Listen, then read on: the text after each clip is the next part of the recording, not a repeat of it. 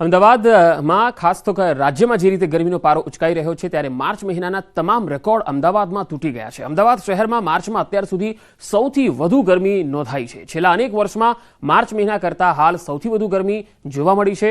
ગરમીથી બચવા એએમસીએ એડવાઇઝરી પણ જાહેર કરી છે. બપોરના 1 થી 5 વાગ્યા સુધી બહાર જવાનું ટાળવું જોઈએ. સિનિયર સિટીઝન અને પ્રેગ્નેન્ટ મહિલાઓ સૌથી વધુ અસરગ્રસ્ત બની શકે છે. ગ્લોબલ વોર્મિંગની અસર દેખાઈ રહી છે. માર્ચ શરૂઆતમાં જ પારો ઉચકાઈ રહ્યો છે અને ગરમીથી બચવા શું કરવું એ એએમસીએ જાણો શું અપીલ કરી છે, આવો સાંભળીએ. ખાસ કરીને જ્યારે ગરમી વધતી હોય છે, 41-40 ડિગ્રી ઉપર જ્યારે પારો જતો હોય છે, તો શું કાળજી સામાન્ય લોકોએ રાખવી જોઈએ જેથી એ ગરમીથી એ બચી શકે? કારણ કે ભૂતકાળમાં એવી ઘટનાઓ બની છે કે ગરમીના કારણે લોકોના મૃત્યુ પણ થતા હોય છે. એને અટકાવવા માટે અને લોકોને કઈ રીતની આપ કાળજી માટેની સૂચન કરશો? ગરમીથી બચવા માટે જે લોકોએ પોતાના લેવલે જે તકેદારી રાખવી જોઈએ એ ખૂબ જ અગત્યનું છે. ગરમીમાં જે આપણે કહીએ કે જે હીટ રિલેટેડ ઇલનેસના કેસીસ ખૂબ વધી જાય છે, એમાં જો શરૂઆતના તબક્કે ધ્યાન ન રાખવામાં આવે તો એ હીટ સ્ટ્રોક સુધી પહોંચતું હોય છે અને લોકોનું મૃત્યુ પણ થઈ શકે છે. તો સૌથી પહેલાં કે લોકોએ તકેદારીની જે વાત છે એમાં વારંવાર પાણી પીવું જોઈએ. ડિહાઇડ્રેશન એ શરૂઆતનો તબક્કો છે જેને કારણે ગરમીની અસરો ગંભીર અસરો થવાની શરૂઆત થાય છે.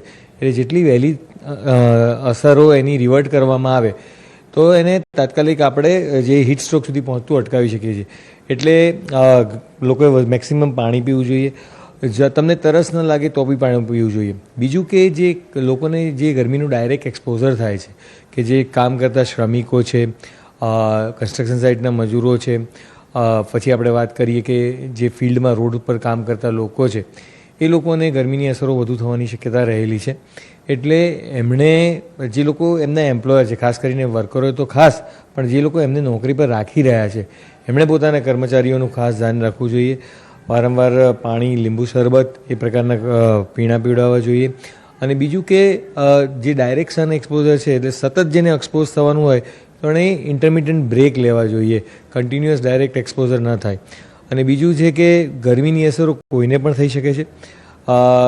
જે ડાયરેક્ટ એક્લિમેટાઇઝ ના હોય, કે જેને એડપ્ટેશન ન હોય, એ લોકો જો વધુ પ્રમાણમાં ગરમી રહે તો એમને પણ અસર થઈ શકે છે.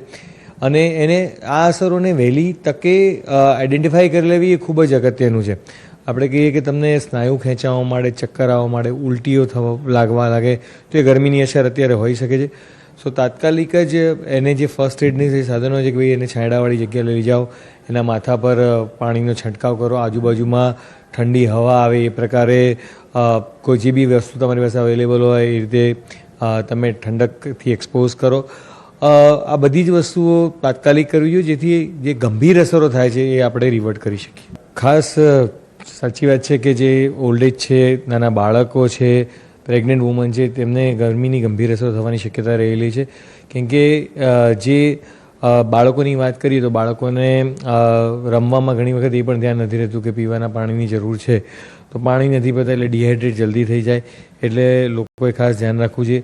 જે ઓલ્ડ એજવાળા છે અને પ્રેગ્નન્ટ વુમન છે, ઓલ્ડ એજની વાત કરીએ તો એમને ક્રોનિક ડિઝીઝ જેમ કે હાઇપરટેન્શન, ડાયાબિટીસ એ બધા ડિઝીઝીસ હોય છે અને જેને કારણે જે એમના ઓર્ગનનું ફંક્શનિંગ છે એ કોમ્પ્રોમાઇઝડ હોય છે અને ગરમીની અસરોને કારણે વધુ પડતું કોમ્પ્રોમાઇઝ થાય એટલે એમને પણ ગરમીની અસરો થવાની શક્યતા રહેલી છે.